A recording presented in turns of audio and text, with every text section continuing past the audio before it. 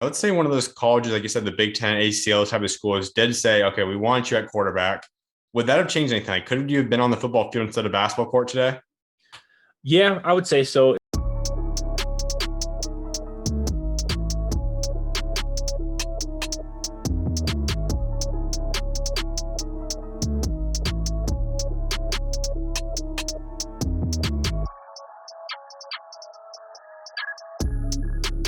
What's going on today? I'm the host, Zach Schumaker, and today I'm joined by the preseason All Mountain West first team selection. He's a star of one of only three remaining undefeated teams in the country. He's a midseason Wooden Award Watchlist top 25 nomination. He's also a top 25 scorer in the country and was the MVP of the U.S. Virgin Islands Paradise Jam Tournament.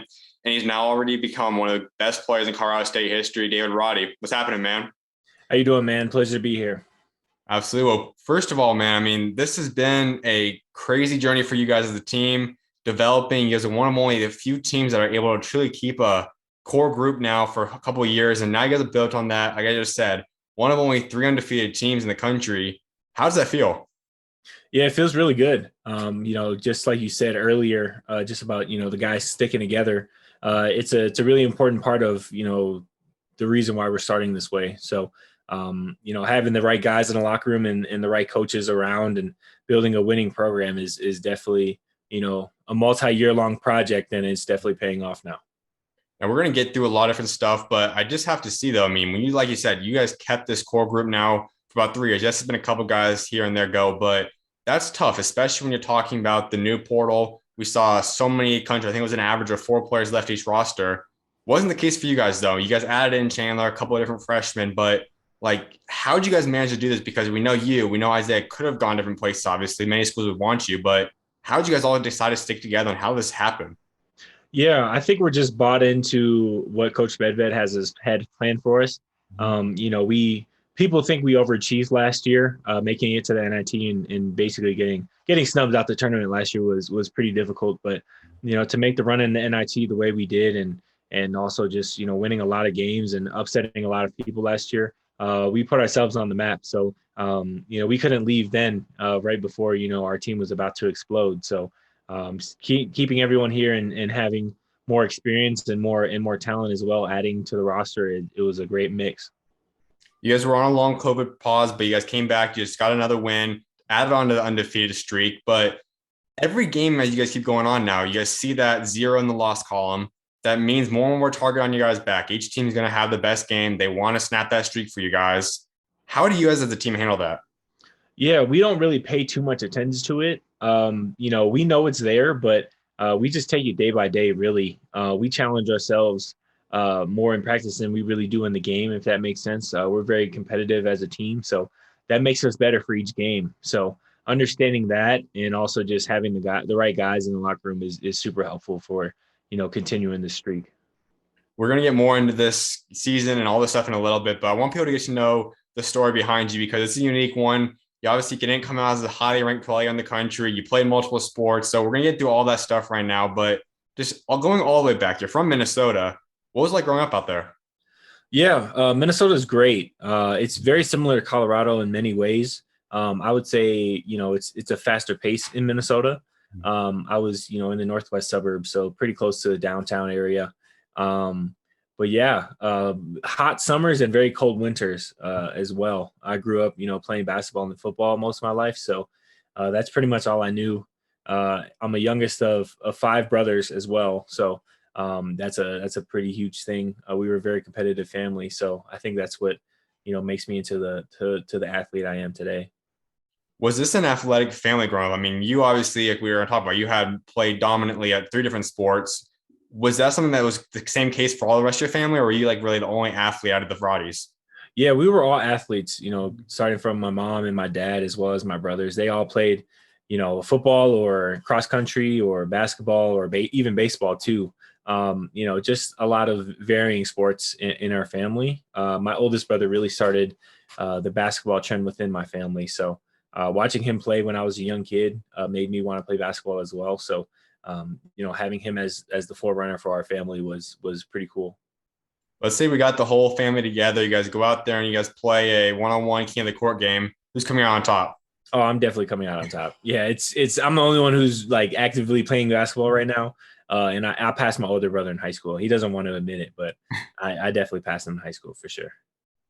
And you also played football at a dominant rate as well. You played quarterback. Also, you played cross country, track and field, different stuff too. And we're gonna talk about that, I guess, in a second. But how those other two sports come to you? Like, what made you go out there and play football? What got you involved in track and field stuff? Like, take us to that. Yeah, I grew up playing basketball and football at the same time. So first grade was the first time it was organized sports. I love football just as much as I love basketball. Just being a quarterback at a young age and just understanding how much goes into it and how important that role is was really intriguing to me. So I had a lot of fun, in my high school years, as well as being recruited to play football at the next level.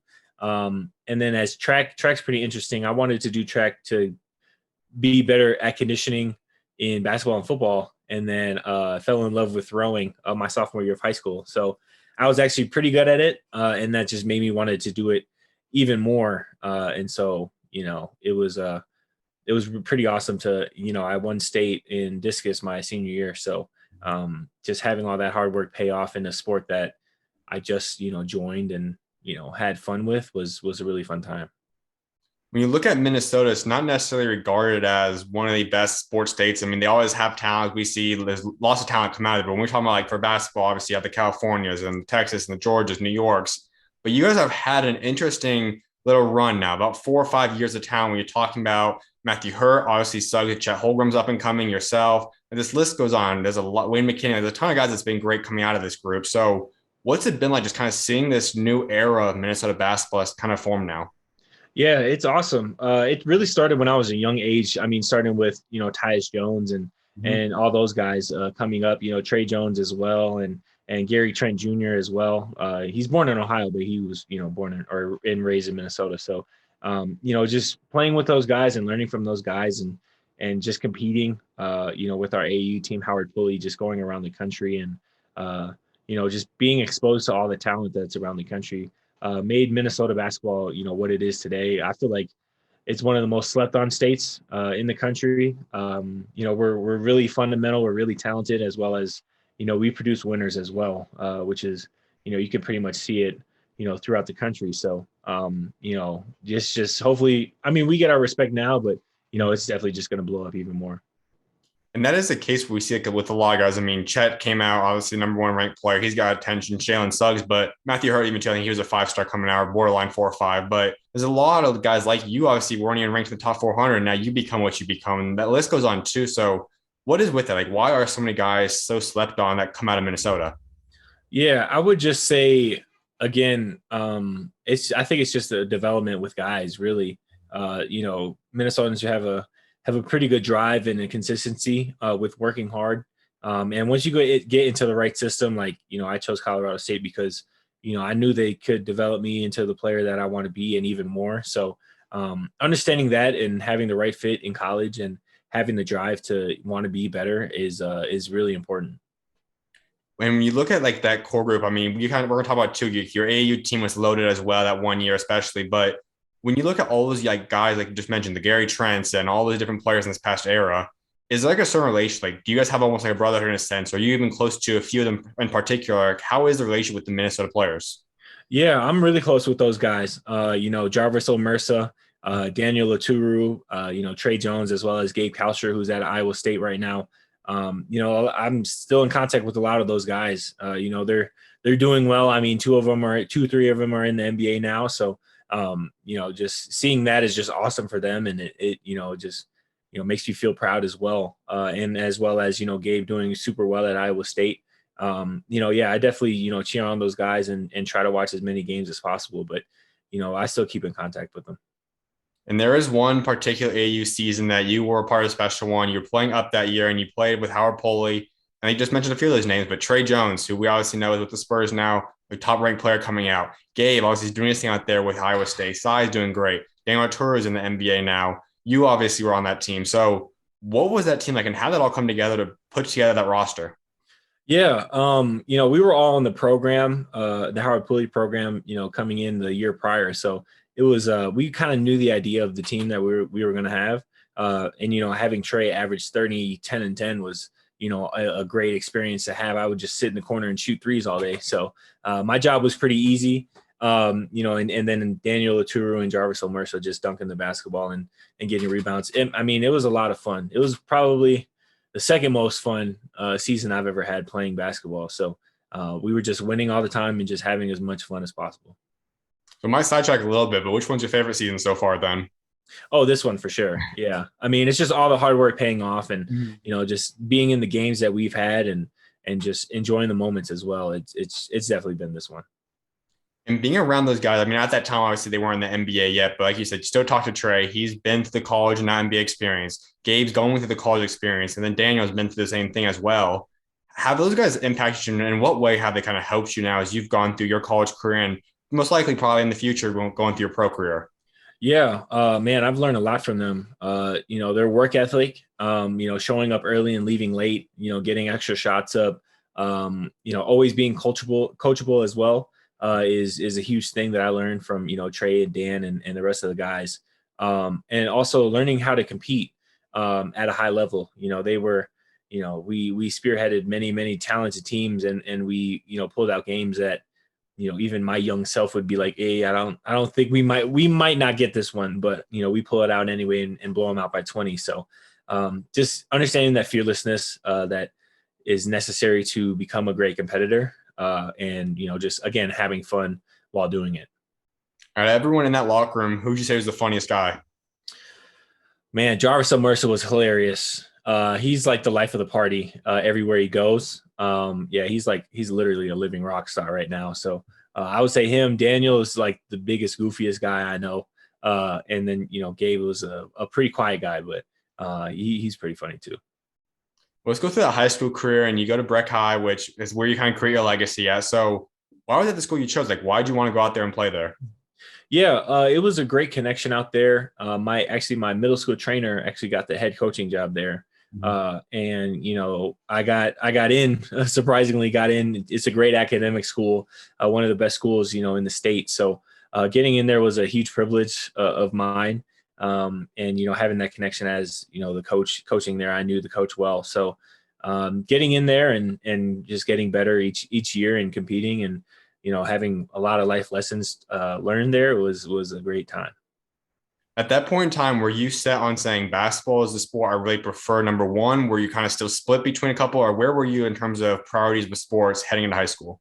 Yeah, I didn't decide between basketball and football until like a week before I chose the school. Mm-hmm. I wanted to wait until after football season just to focus on, whatever it might be my last football season ever. So, I decided basketball my senior year right after we lost in the playoffs. So, gave it a little bit of time, and then, a week later I committed. So. And we obviously know it's pretty well documented how dominant you were your upperclassmen years of high school, but kind of take us through your underclassmen years. Like, how were you as a player developing, and just how big were those 2 years for you in terms of your development as a player for those, pretty much all three sports you were playing? Yeah. Being an underclassman, like, freshman, sophomore it was pretty cool. I started my freshman year. It was a small school, so really wasn't too much competition, in the starting spots and everything. But, just basically just getting stronger. And probably I had a lot of baby fat, so I had a gut back then. So, losing that was a very important thing in my athletic career. So, freshman year, I was more out on the wing, and then I kind of grew a little bit more. And then I was just basically in the post for the most time, just dunking the basketball really. Like my junior year, I was literally just dunking the basketball in high school. And it was fun, but, I didn't really develop too much until AAU season. And then senior year, I developed a lot as well. So, it was a lot of fun, definitely. And now we're going to kind of get into your three sports you played. And as we talked about, you did track and field, you threw a shot and disc. You also obviously played basketball and football. And in today's world, I know so many people always say, focusing on one sport, and that can be beneficial because we know how much competition's in each sport now. And there are some guys that still play two sports, but it's very uncommon to have three sports. So how did you balance that? Like, how did you go from saying, okay, there's not going to be any breaks this year. I'm just going to go year round playing different sports, switching up my body. How did you do that? Yeah, it was just a decision that I made. I had a lot of fun in track. If I didn't have fun in track, I probably wouldn't have done it as much as I did. Mhm. But it was pretty tough that first year, going from track practice straight to AAU practice. And then, football workouts as well. Sometimes working out 3, 4 times a day was pretty rough. But just understanding that you can learn so much from playing a different sport. You can have a new perspective on your own sport, like basketball. Like I still use my football and track skills, in basketball, Mhm. just with physicality, with understanding that contact is going to come, as well as just different footwork things, as well as just the feel of the game is pretty similar to football or track. So just learning new skills that you can instill in your own main sport is really important, and that's why I advocate every high school athlete to at least try one, 2 or 3 sports for sure. So would you say if you did decide to go and just key in all on, especially maybe your upperclassmen years or even just senior year, like if you went all in on basketball at that point in time, do you think that would have made you a better player heading into freshman year of high school of college basketball, or do you think playing all the sports made you a better player for your freshman year at Colorado State? I think playing all the sports made me better, coming in. Skill wise, I had to develop like everybody else, but understanding that there's different, skill sets as well as, lessons that I've learned throughout, my experience playing 3 sports definitely helped me in college. Just again, welcoming contact because in high school there really wasn't any contact, so welcoming contact and just using my strengths, using my body as my strength was a very important role that I learned early in my freshman year. Now, you at your height and your weight obviously is a very unique combination. Like, I'm not sure there's too many guys with your body complex than you have. You're 6'5", 6'6" in that range. You have about 255 pounds too. And that's obviously something that's allowed you, and for anyone that watches you, you're capable of bringing the ball down the court and running that shooting guard spot, even maybe a point guard to a combo guard sense. You also bang with the forwards. You've been switched on the centers before, and you do just fine with them as well. How have you done that? Because, like I said, 255 is not an easy thing for a 6'6" body. How have you learned to become so explosive and still play at such an elite level at that body and weight combination? Yeah, I think that's just blessings from God, really. I don't really know how I do it. I just do it. I'm able to do it. So, just growing up, I was mostly the post my entire life, so I'm really really comfortable down there. And then learning guard skills is always fun. That's the fun part of basketball. So, taking that as a challenge to get better in those areas as well, made me really a complete player in college. So, or a very versatile player in college. So, accepting the challenge at the 5 is always fun, as well as, in our offense, it's the point guard and the 5 that gets the ball the most and has the most control on what the offense does. So, just understanding that and understanding that there's basically 2 point guards on the floor is really fun. Was there ever a point that you started saying, okay, I'm 6'6", 6'7"? Do I just need to focus on becoming a guard now? Because I know that's the mentality of some people, kind of shaving off some of that weight. Was it ever something that you kind of crossed your mind? Did you ever think about doing that? And if so, like what kind of kept you locked on saying, I think this is going to work. I want to keep it like this. Yeah. The weight is always, something that I can improve on. No matter, what area of basketball that I'm in, whether it's college or professional or, the NBA or whatever, that's always going to be, in the forefront of my mind is just how do I get my body to feel the best and be in the best shape that I can be. I'm definitely improving in that. And, understanding, hey, I can't control how tall I am. So, just playing as hard as I can and figuring out ways to score, whether it's at the guard position or at the center position, using my size and my quickness and my athleticism is, a really important thing for me. And it's definitely, paying off and it's showing this season. And I think that's key because when you talk about it, like you said, you're 255, you could technically improve on it, sure, but you're right now, in my opinion, you're the favorite right now to win Mountain West Player of the Year. You're a Wood nomination. You're dominating on the court. So, do you think that 255 is kind of your dream? Like, do you feel perfect at that weight? Do you want to try losing some weight, or is it kind of the way that you feel like, okay, I can dominate at this, and I'm kind of perfect with this right now? Yeah, I would say, I've definitely lost a bit of weight for sure. Ever since, at 255, I was probably 255 last year at the end of the season. I think I probably lost about 8 to 10 pounds. So, Mm-hmm. just, at the weight I am now is really good for now, with the resources that I have. I don't have my own personal cook and everything. And meal plans and everything. So, doing the best with what I have right now is the main key, and just feeling as healthy as possible is, I have throughout the season. So, always improving on that is a very important thing. And, guarding basically 1 through 5, that's really a main goal of mine throughout the season. So, just working on that each day is really important. And the reason I kind of fell in love with your game ever since you've been really a freshman is because you kind of the definition of I'm just want to do whatever it takes to get on that court and play. Because a lot of guys that might be a 6'6" or something say, I'm not going to get down there. I'm not going to go play a minute in the post. I don't want to guard a center. I don't want to guard a power forward. I'm a shooting guard, and that could hurt a lot of guys. But you kind of the guy say, okay, I'll go play whatever you want, coach. Let me get out there. I'm going to play. What kind of led you to have that mentality and say, whatever it takes, I'm going to be out there on that court, and I'm going to make sure I can play at my best and most elite level at whatever position I need to be played at? Yeah, I would say it's just my love for the game and competing, no matter what it is, whether it's getting a loose ball, getting a rebound, shutting a guy down, or just getting buckets in the post or whatever I need to do. Whatever I need to do for the team to win, I'll do it. And sometimes you'll see that as well. I can score the ball pretty well, but some games it just doesn't fall my way. We have super talented guys, even off the bench, like John Tonje, Deshaun Thomas.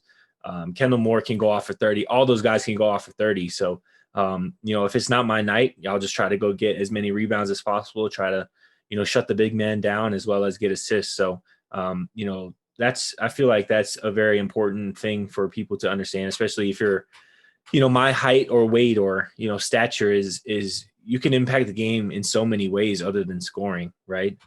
Even like last game, I had a bit of rebounds. I had 12 rebounds. So, getting those offensive rebounds and kicking it out to the shooter is just as important as the guy making the shot. So just having, college guys and high school guys understand, like, scoring, yes, it's important, but there's other statistics in the stat book for a reason. So just understanding that and being a complete player and playing to win is very important. Has it always been your mindset? Like, was it something that developed throughout your high school career, maybe in middle school even? Was it something that even took until college to accept that? Or when did that mindset kind of get developed in you?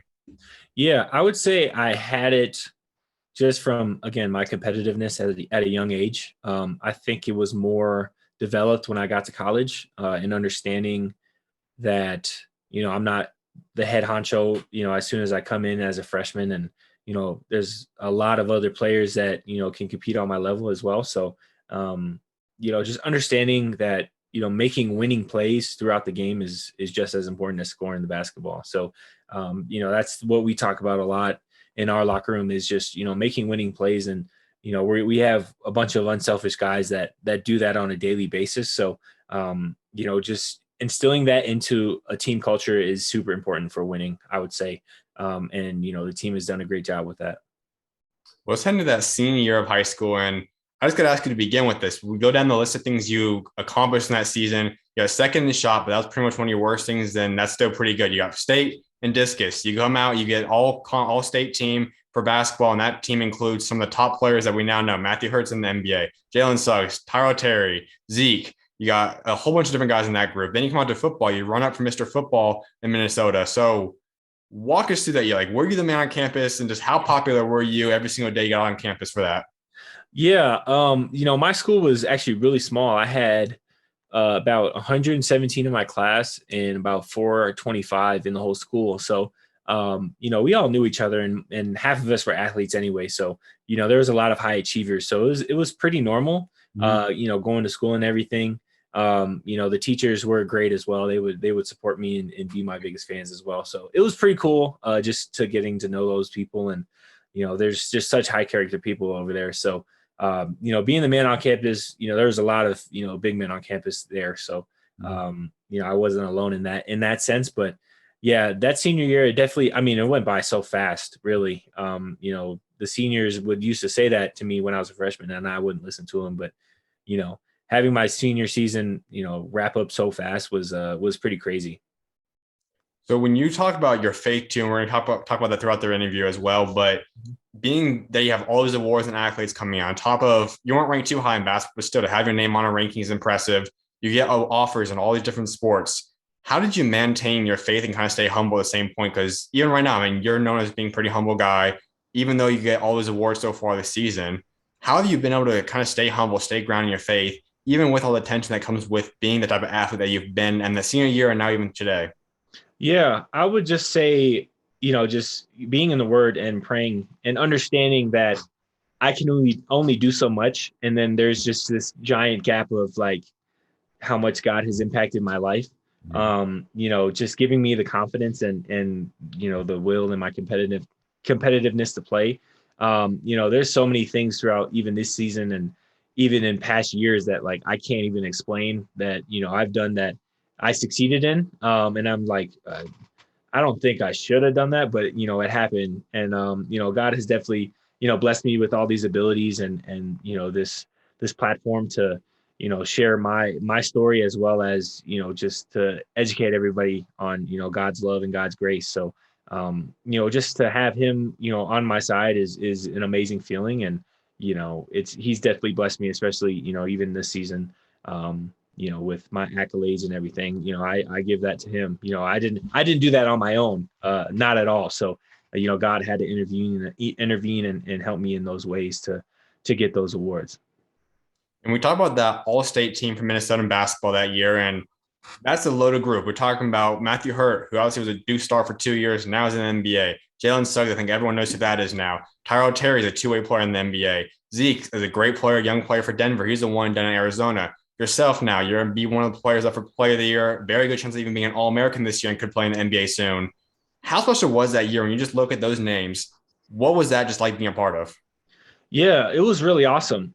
We've known each other since middle school, so having all those guys, just to see them grow and develop as fast as they did, and achieving their dreams is just it's an amazing experience. So, getting to know those guys has just been a pleasure, and to follow them, you know, to see them achieve their dreams is really cool. Who's your favorite player to match up against in the state of Minnesota throughout your high school career? Man, that's a great question. There was a lot that I played against. I would say, I mean, I played against Minnehaha twice a year because they're in our conference. So always going up against those guys, Chet, Prince, who's, still there, Jalen Suggs, Caden Johnson, who's, on the Wisconsin Badgers now for football. And I forgot it, Tyler Lockett, who's in at Michigan State for football as well. Those guys are, great athletes. So, going up against them was always fun. So which one of those guys did you typically guard in that game? I usually guarded either Chet. Chet was young. I would usually guard or Giovanni Bickham, who's at Denver right now. He was a big guy as well. But mostly either Chet or Giovanni. And I've kind of studied the whole recruiting game. That's kind of where I was for the pretty much the past 4 years now, whatnot. And Chet was a guy that everyone saw was a freak of nature, height wise, and all that stuff. But he wasn't known at all for most people, at least until heading into his upperclassmen years. And then he blew up, became the number one player. So at that point, you're just like, did you expect him to become the potential number one pick in the draft in a few years? Like, did you see that in his future at that point in time?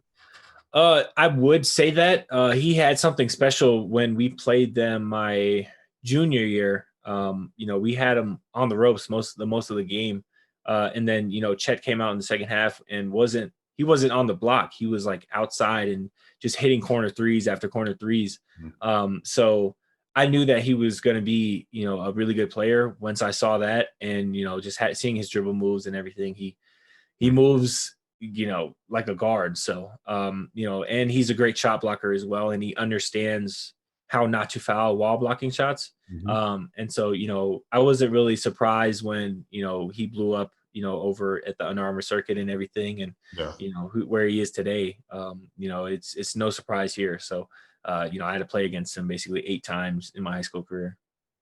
Well, let's get this recruiting process in. I'm pretty much going to give it to you because it's a complex one where we know you had a final three, you had four for basketball, Minnesota, Northwestern, Nebraska, and Iowa also in the mix for you. And obviously, Colorado State was your part of the other three, too. You had offers in football. You could have gone for track and field. All kind of stuff was happening here. So just kind of take us through this. Like, how did you nail this down? How did you pick basketball over the other two sports? What offers were you considering? Just walk us through the whole process for you. Yeah. So I'll start with basketball first. So basketball started off sophomore year. I got 2 offers from small mid majors. That AAU season, didn't really hear much from there. And then football kind of ramped up my junior year as well. Got offers from North Dakota State, Northern Iowa, South Dakota, and Wyoming as well to play quarterback. And so that's when it started kind of being confusing for me, figuring out which sport I need to play. Football wise, I was highly recruited, but not officially offered. I was highly recruited to play athlete, so tight end or defensive end, or wherever they seem fit. By basically, I was talking to basically all the Big Ten teams at that time. So I didn't really want to play an athlete because I love being a quarterback and I know that's my best position on the field. So it was a little bit disheartening and a little bit annoying to have ACC schools or Big Ten schools be like, hey, we want you as a position you've never played before. But it is what it is. But the reason why I chose basketball is because I had a closer connection with all of the basketball teams that recruited me. Football, they have to recruit hundreds of kids each year, so it's pretty much like cookie cutter recruitment. So you never know, who's really genuine and authentic with their relationships with their players. So I feel like I kind of would have got lost in the wash in that area. So going towards basketball was that definitely was the main thing. And then choosing between Big Ten schools and Colorado State was the relationship and fit that I had with those coaches. So Coach Thorson, who's at Minnesota now, and Coach J.R. Blunt, who's at Iowa State now, they were on staff. And Coach Ali Farouk-Manesh, who's still here, they all recruited me really hard. Coach Thorson, texted me every single day, ever since they offered, and had a great relationship with him. And he's a Minnesota legend. He's a Hall of Fame coach in Minnesota. Coach Nico Medved's from Minnesota as well. So we had a great foundation of just talking about life in Minnesota and everything. So having that definitely helped them, and as well as just their authenticity of just talking about their plan with me throughout the years. And I mean, their plan has worked, and it's gotten even better year by year. So just putting my trust in them was one of the best decisions I made in my young life. I mean, obviously, just off the back, I mean, football and basketball are much bigger. You can obviously have a career path in that. But did you ever consider playing track and field in college at all? I didn't mostly. I did get some like slight interest from small mid majors around Minnesota, just like mails and stuff to go to camps and everything. But wasn't too on my mind. But it's just definitely interesting. But I would definitely, I mean, in another universe, I'll probably go play track. But yeah, basketball and football were definitely my 2 favorite. Now, let's say one of those colleges, like you said, the Big Ten, ACL type of schools, did say, okay, we want you at quarterback. Would that have changed anything? Like, could you have been on the football field instead of basketball court today? Yeah, I would say so. If I got a chance and an opportunity to play at a higher school, it would have made the decision a lot harder between the sports. But thankfully it didn't. So I'm right where God needs me to be. So it's definitely been great, and it's paying off. And the other side of that too is I'm not sure if anyone did offer you in 2 sports. I'm sure someone at least had interest in you in that, but that is something we have seen certain guys do. It's not too common, but there are some guys that have done that. Did that ever cross your mind in that area? Did you ever say, if I could play 2 sports, I want to do that? And did any school give you the opportunity? Yeah. So 2 schools gave me that opportunity. So Northern Iowa and South Dakota did. I don't know if they knew about each other, but I think UNI did, but I don't think South Dakota did. But just understanding like it's basically almost physically impossible to play and excel in both sports. I feel like you have to be like a really, really like a role player on one and like a starter on the other. Like there's no in betweens anymore. There's no like Julius Randles or Tony Gonzalez or Jimmy Graham's anymore. So just understanding the physical demand and the different muscle groups that are needed for both sports is it's really hard to do. And in the future, another thing we've seen some guy like Mark Bauer just go and do is you try basketball, and obviously at some point for his, it obviously was this early on, but maybe you have to play a couple years in the league or pro, go to football. Is that something you could even consider? Like, do you miss football at all? Where you could say, if someone came out to me and I wasn't playing basketball anymore in the future, I would try giving a shot again. Yeah, that's a great question. Especially around here, people think about that more than even I do. But um, that would definitely be an interesting thing to consider. If basketball is not going well, which I don't think it will for I mean the next few years. But if that may happen, and the Vikings hit me up or whatever, or the Steelers or something like that, I'll definitely be interested in that. But I'll definitely need a lot more practices and understanding that position for sure. And at that point, would you possibly accept a tight end role or another position? Or are you going out there for quarterback? No, I'll offer it. I'll get a tight end role for sure. I mean, being a quarterback, like playing Yeah. basketball and going to quarterback is almost impossible because Mhm. you just lost the routine and all the mechanics and everything. So Mhm. being more of an athletic position would be better for sure. So let's get back in the basketball recruiting process then. And as you said, Minnesota, Northwestern, Colorado State. You choose Colorado State, but the one that's kind of interesting there is the hometown team, Minnesota. And we have heard a lot of different stories from some people. Like Chet and Jalen both talked about saying, had Minnesota recruited me harder, I would have went there and stayed home at Minnesota. Was that the case for you too? Like, was the Patina coaching staff, like, were they going after you as hard as you would have wanted to? Would you like to stay home? Or how is their pitches to you when you were out there being a recruit? Yeah, Minnesota was a great program. They again great coaching staff there.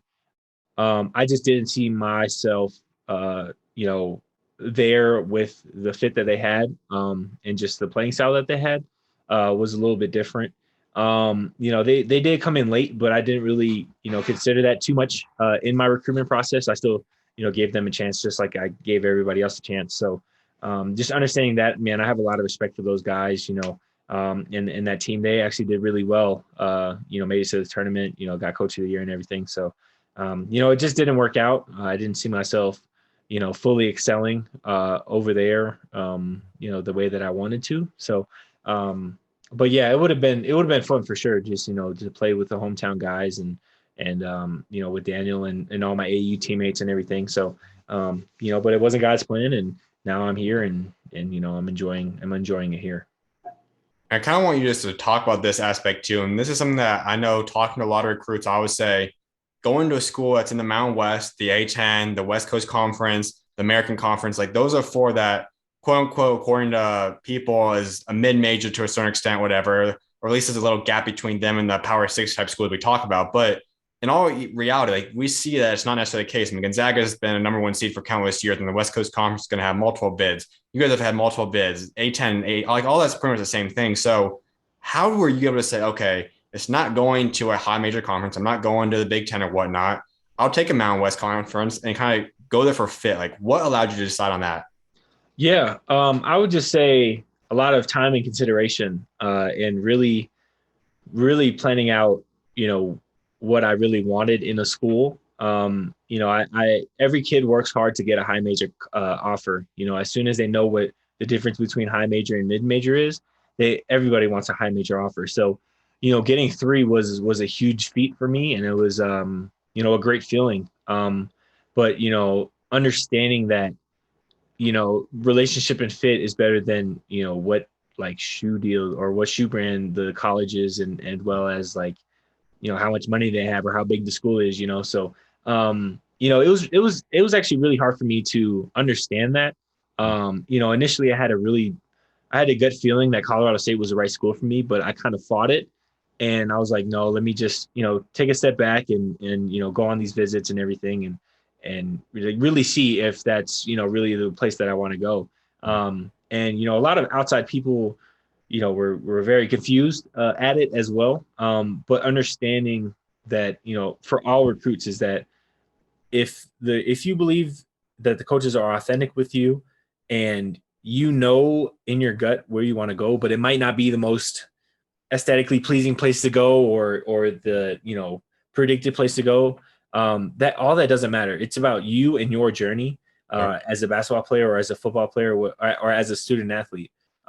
So just understanding that and understanding that you're making a lifelong decision for yourself. You're not making it for your parents. You're not making it for your friends, or you're not making it for notoriety. You're making it for yourself because you have to go to that school. So once I understood that, Colorado State was was a great pick for me. It was the easy pick for me. So, yeah, it was a very, very stressful time. Recruitment can be a very good blessing because, I was recruited by a lot of schools, and understanding that and having the gratitude for that.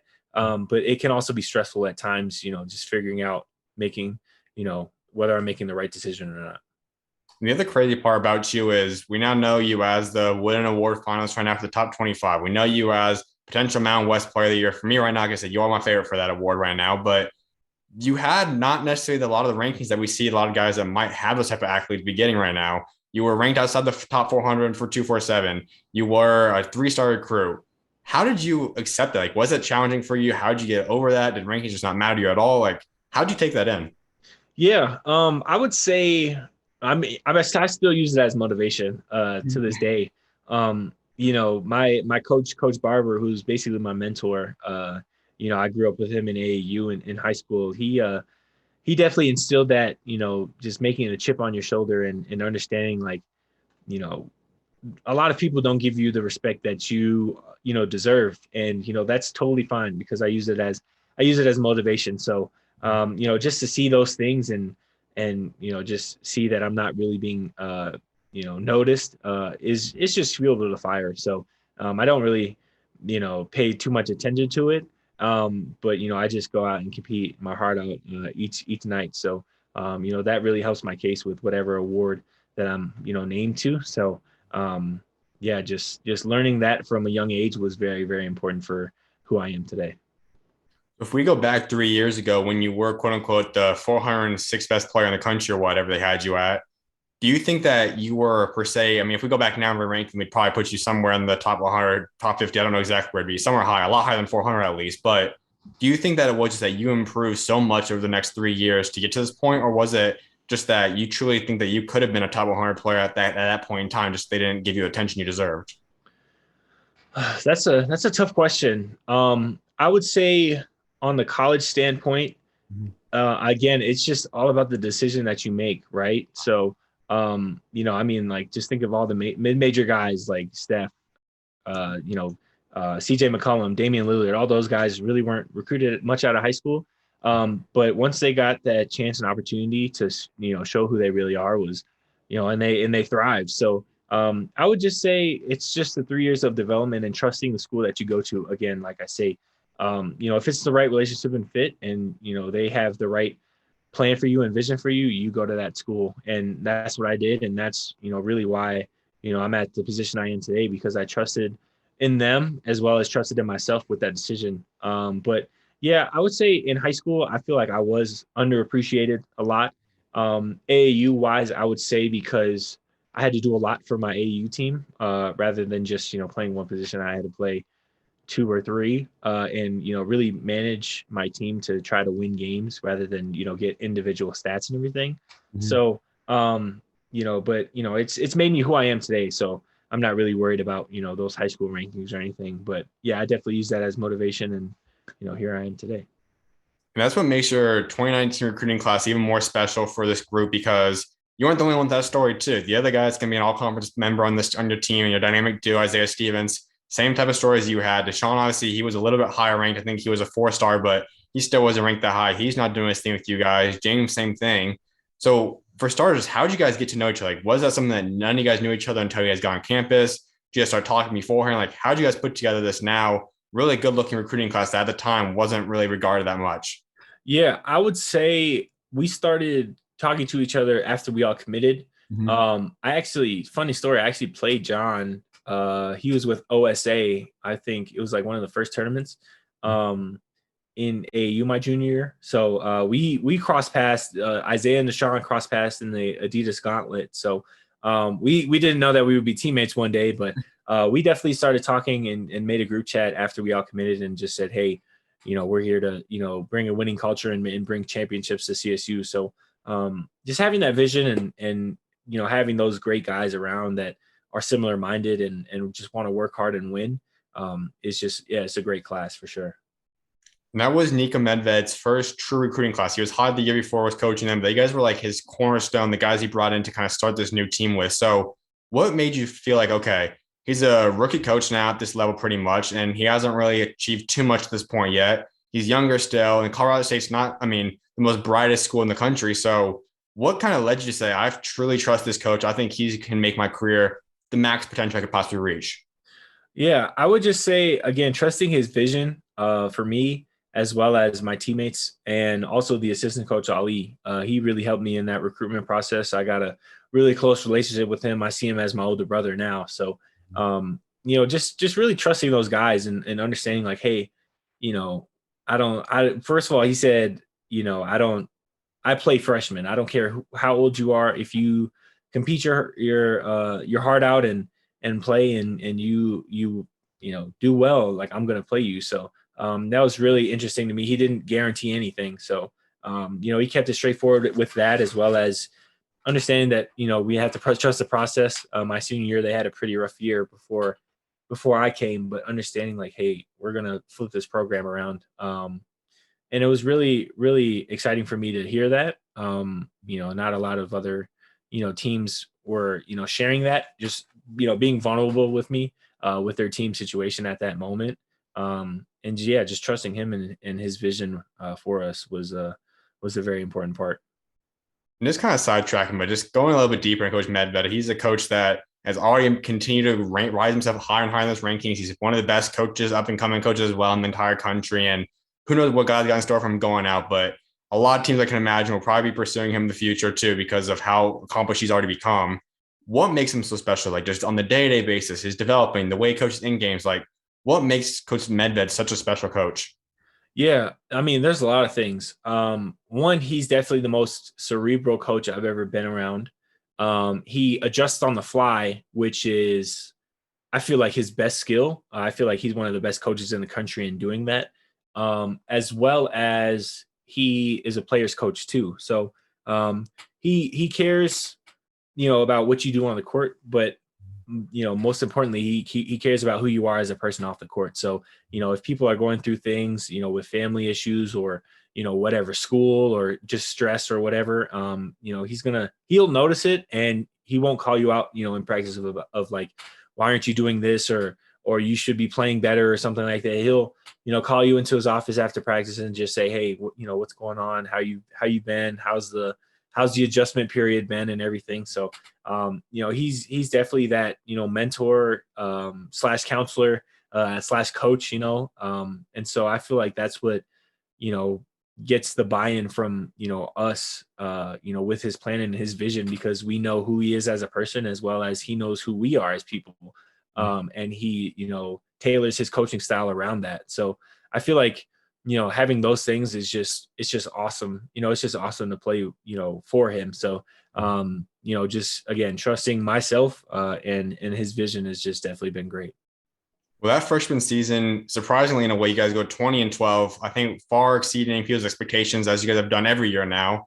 And you have a pretty good year, especially second half of play. But you end up getting all Mountain West honorable mention as a freshman, which is hard to do. So, did you expect to be that prepared for college basketball right out the gate? Like, did you think you're going to have that good of a year going through training camp and preseason? I wouldn't say so. It kind of took me a little bit longer to adjust to the college level. Mhm. Whether that's, understanding the offense, understanding how to play off-ball defense. I feel like that's one of the biggest struggle with freshmen is just understanding that you actually need to play defense rather than just like block shots and play in the middle of a zone.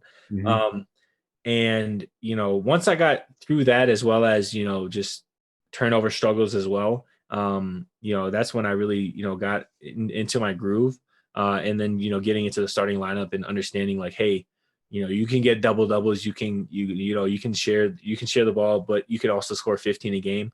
My game really blossomed once I understood where I could score, and the importance of defense. So I didn't expect myself. I had expectations for myself to do it, but just the trajectory of my beginning of the season wasn't too well. So going up in that trend was really cool. Now, we can't necessarily go into each teammate you've had because you guys are a deep team, tons of talent. But as I mentioned, like there clearly is a special dynamic duo that's been built between you and Isaiah now. Both of you guys are going to be all conference first team selections. One of you two will probably end up winning player of the year. How does this bond just grow? Because it's not easy to get two guys that play so well together, that aren't really selfish, not about all about themselves. Like, how did this bond grow over the past 3 years? Now among these 2.5 years now to get to this point. Yeah, I would say just again similar mindsets. We're both underrated. We're both, really really talented, and we're both extreme competitors. So, and we both learn off each other. So, having that guy as my roommate, my freshman year, and my roommate still to this day in my apartment.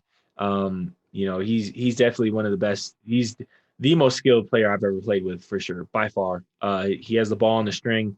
The things he does in workouts is just crazy. You just shake your head. So, and he's a great teammate and a great leader as well. So, playing with him is great. I learned so much from him. I have a lot of respect for him as well. And we just don't, we don't care about anything else but winning. I think that's what makes our relationship so special. I'll have an off night, but he'll, have his career night or whatever, and we're both celebrating and vice versa. So, understanding that, you know, we don't let our egos get in the way of our friendship and our just relationship on the court.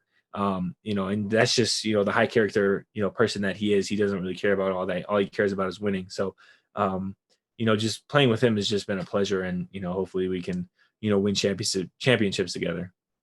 Did you guys click the very first day you guys saw each other to take a little bit? Like, when did you guys truly feel like, all right, that's my guy. We're close. We're tied. Like, when did that first kind of come for you two? Yeah, I would just say getting to know him over text after I committed really was the start of it. And then getting on campus, it was pretty seamless. So, he's a fun, energetic guy. He cracks jokes all the time and everything. So, yeah, we have a pretty good friendship as well. So, that's my guy. So it was pretty instant. So, what would you say is the funniest memory that you've had with him in your first 2.5 years now together? Man, I would say, man, there's so many. I would say the dorm life. So basically it was like two dorms together connected by a bathroom. So it was myself, Zay, John Tanjay, and Deshaun Thomas. So we were all there. Deshaun's hilarious, John's hilarious. John's a pretty quiet guy outside, but like behind closed doors, if you get to know him, he's one of the goofiest guys I know. So, and Deshaun, I can just look at him and laugh, like no matter what. Like he'll just have a regular face, and I'll just laugh. So, just having those those funny conversations as well as just goofing off. I mean, Zay had a Nerf gun. He found a Nerf gun in John's drawer and shot John with it, and they started fighting about it. And that was one of the funniest moments for sure, just because I was just cracking up the whole time. So, I mean, there's many nights like that, but just hanging out with them and talking with them every day is always a joy. And when you look at the entire country now, this might put you on the spot a little bit, but there's some pretty good dynamic duos out in the country. Obviously, you got some like Ochai Baji, you got Christian Brown out there in Kansas. There's a lot of other ones out in the country as well. You guys are definitely up in that mix, though. I don't know exactly where you're going to put them, but where would you put you and Isaiah compared to every other dynamic duo in the country?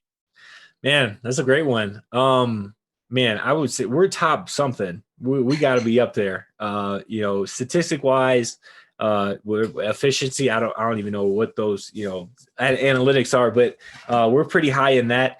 And we're just fun to watch as well. We're two contrasting players, but we're very similar at the same time. So, we're top something. I just know that we need to get our respect for that. So, and I think we are. So, just playing with him and just hopefully everybody can just watch us play and just watch the show with everybody on the team. We're really fun to watch. If it was just a 2-on-2 environment, just only two guys on the court against two other guys, every other dynamic duo, dominant duo in the country is going up against each other. Is anyone beating you two? Nah, I'm not gonna lie. Nah.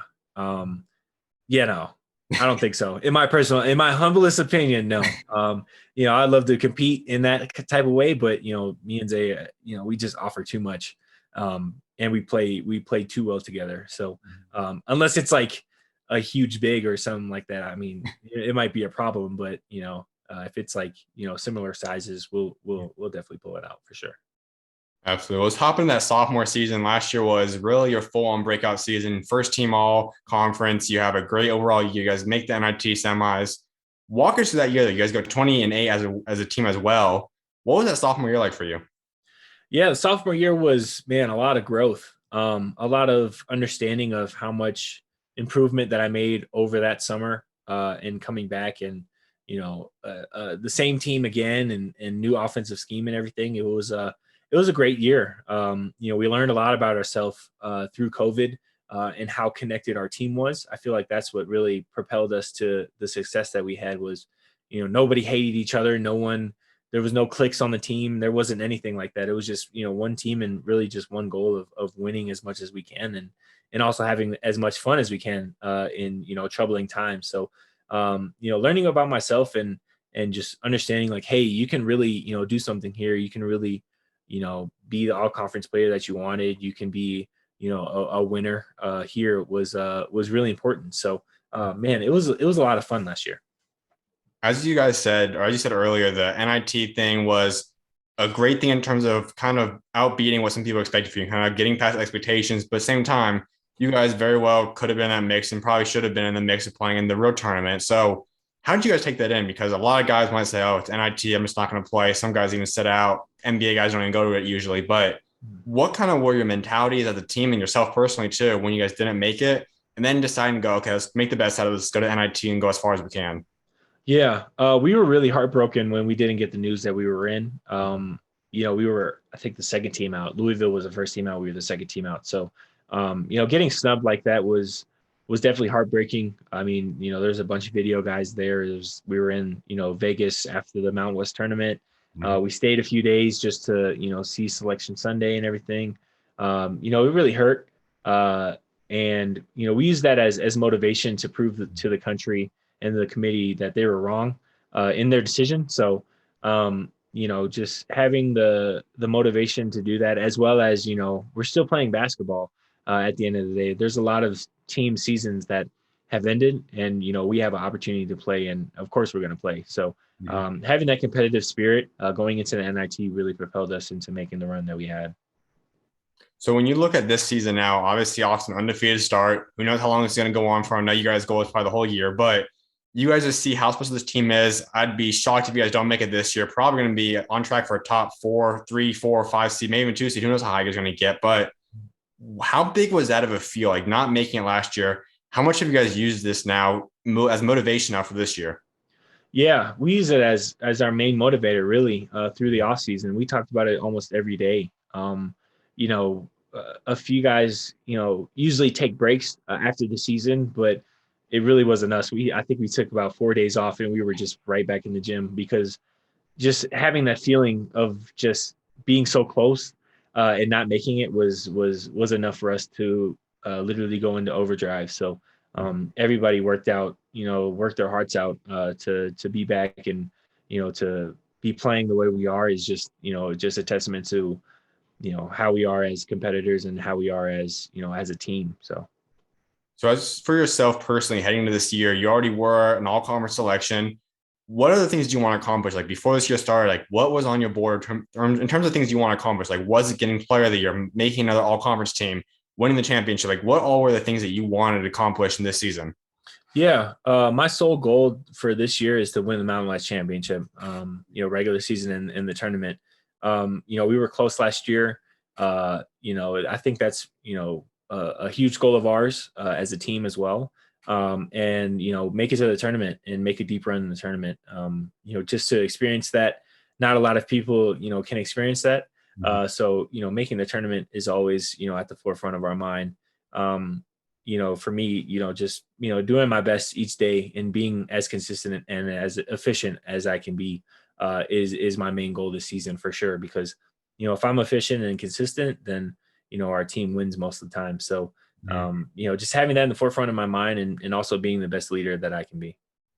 So in terms of stats for yourself personally, I mean, you're averaging almost 20 a game, you're top 25 in the country in that aspect. You're top 60, I believe, top 50 even in rebounds. Once again, that's as a guard slash forward. You're averaging 8.1 there. You got 2.5 assists, over 1 steal per game, over 1 block per game. Is this as good as you think you could be right now? Like, are you satisfied with how you're playing? Is there even somehow another level you could tap into after this? But like, where do you feel like you're playing at right now? Yeah, I feel like first, I'm never satisfied with how I play. It's a blessing and a curse. I'm always motivated to get better. I can do a lot of things better on the court, I would say. Whether that's getting my teammates the ball well, understanding certain situations in the game, and as well as, getting in elite game shape, whatever that, whatever that is, whether that's playing 40 minutes or just playing a really hard 28 or whatever, just whatever is needed from me from a day-to-day basis. But I've definitely improved in the off season, and it's showing. But just understanding that, I'm basically, no one should be satisfied with where they are, but it's always good to reflect and be like, hey, I worked hard on this, and I'll celebrate it for now, but also I just have to get back to work tomorrow to get better. I think one of those things you probably got to celebrate already was the U.S. Virgin Islands Paradise Jam. That had to be a lot of fun, obviously, not playing in the typical place. You had to go by a beach area, go by a lot different scenario for you than you're probably typical used to. So what was that experience like for you guys? Man, it was great. Just being in the Virgin Islands and on St. Thomas was a new experience for me. We did a similar thing my freshman year. We went to the Cayman Islands, but the Virgin Islands was a lot bigger, and I think there was a bit more to do there. So, man, I mean, just going out there and competing the way we did and winning it was a great feeling. I mean, man, just the feeling after was really great. Just understanding, like, it was a long way to get there, and coming back with the championship felt even better. So it was a great experience, and I'll remember that for a lifetime. So that was probably one of the highs of the year so far. And then you guys went on the COVID pause that unfortunately about 70 or I think 80 now programs have gone on pause at some point now. You guys went on an extended one too. So what goes on with that process? Like, when obviously I think most guys were hoping that this year would be kind of over what you guys had to deal with last year, and now it's kind of back in play. So how did you guys all adjust as a team? Were you guys still able to work out to any extent? Like, just take us through what that 2 week-ish pause was like. Yeah. Some of us were really shut down. We were isolated, as well as, for a few days, some people had to get, extra COVID tests just to make sure that they were negative. And then they could go home. So, the sick guys would drive home, or, the non-positive guys would, fly home and enjoy the holidays with their families. So that's really most of the first chunk of the COVID break. And then we came back when everybody was cleared and started workouts again. So just getting the lungs back in shape, and monitoring the guys that needed to be monitored and everything. The training staff did a really good job with that. And yeah, just really just trying to get back into the rhythm of things was, the biggest thing, knocking off the rust. But we needed to play games to do that. So we showed up a little bit rusty against Air Force yesterday, but knocking off that rust is really important, and playing games is really important to do that. Well, to wrap up a little bit more to talk about this upcoming season, there's going to be a lot more teams going to start playing in the Mountain West, and obviously it's going to come down to the Mountain West tournament down the road. But is there one team specifically that you're most looking forward to playing this year? Man, that's a great question. There's a lot of great teams, in their own ways, in the Mountain West.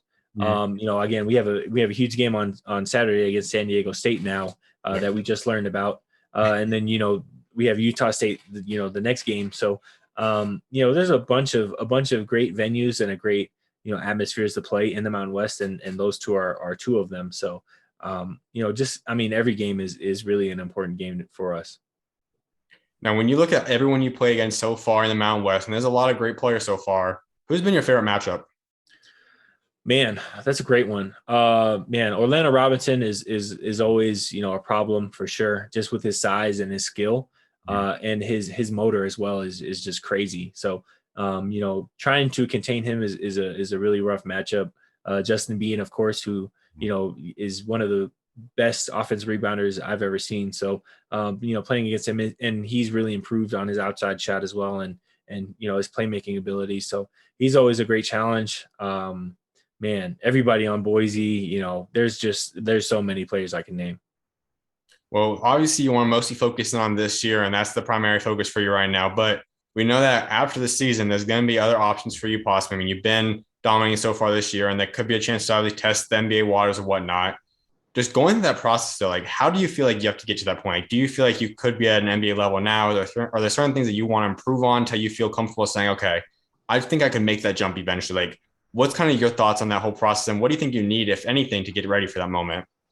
Yeah, I haven't really thought of it too much. I just know that, just again, improving on consistency and playmaking is always a huge thing for me. Yeah. So, as well as, bringing a championship to Colorado State. I feel like that's, going to help my case whenever it is, whether it's after this year or next year, or even 2 years from now. I don't know about that, but just bringing a championship there and bringing a winning culture and leaving my legacy is, it'll definitely help, wherever I end up after these next few years. And the crazy thing for you guys as a team is we talked about this, it's been pretty much the same team for the very most part for now 3 years.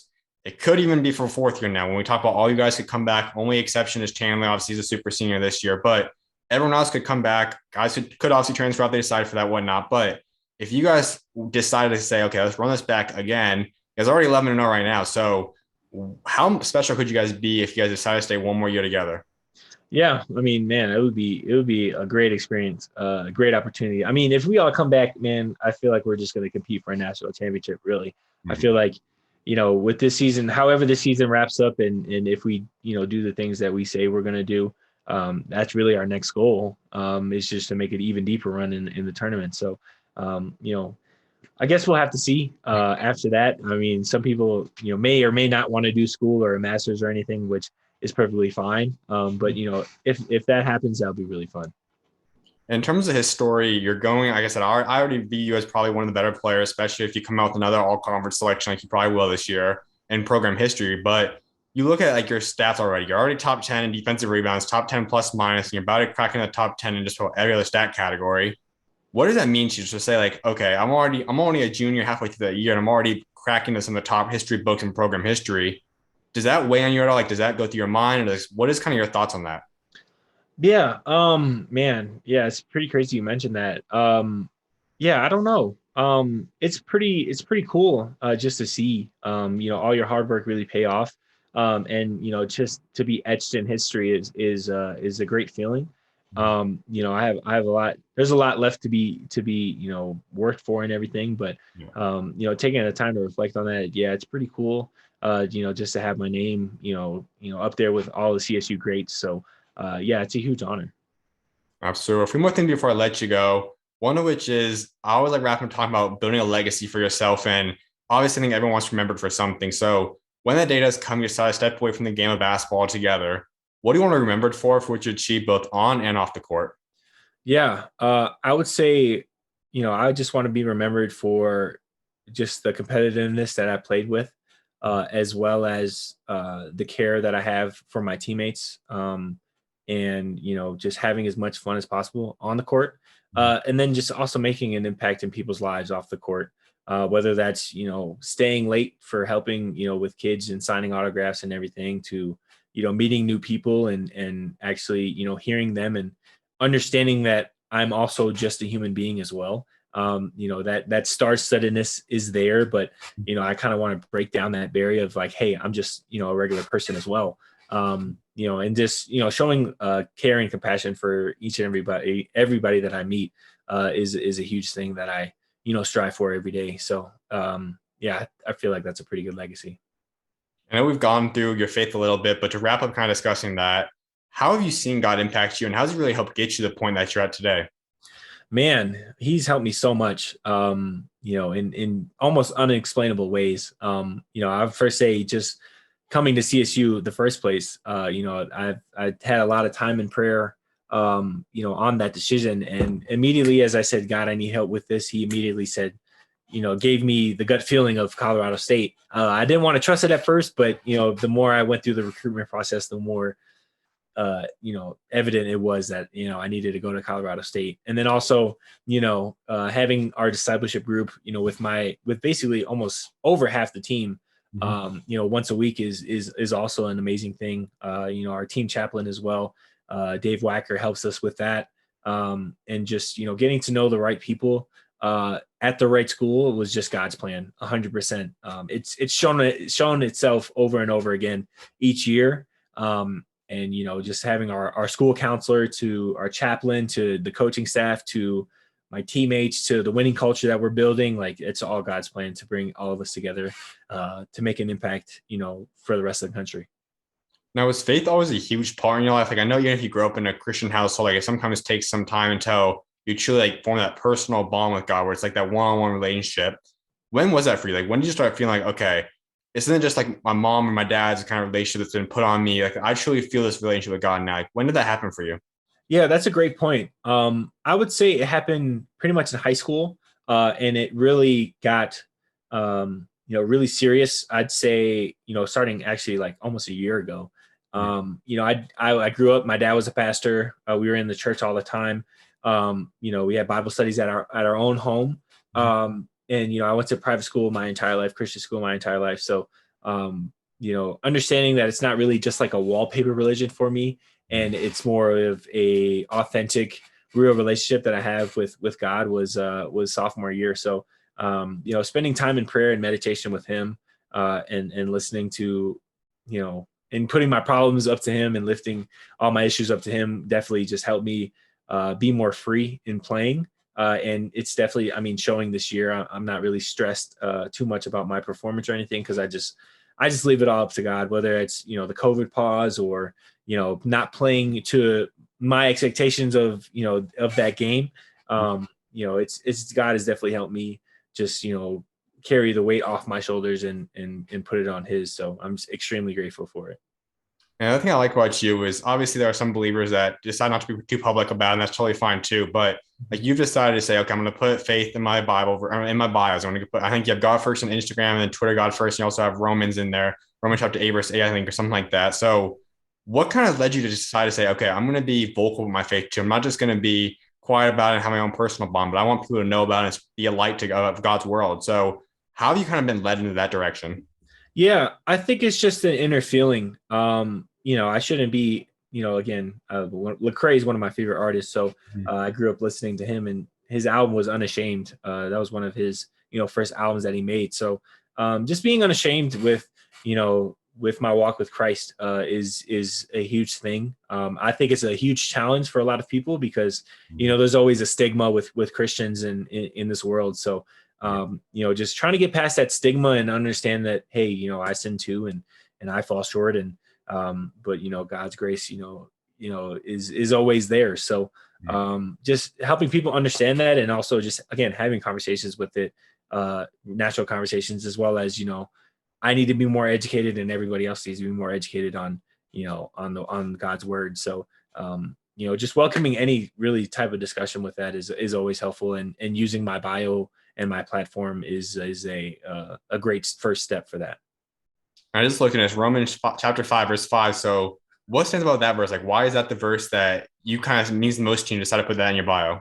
Yeah, it's a verse, I can't explain, or I can't name it off verbatim off the top of my head, but it just has an idea of that God is instilled within all of us. And just understanding that, one brings a connection to all of us.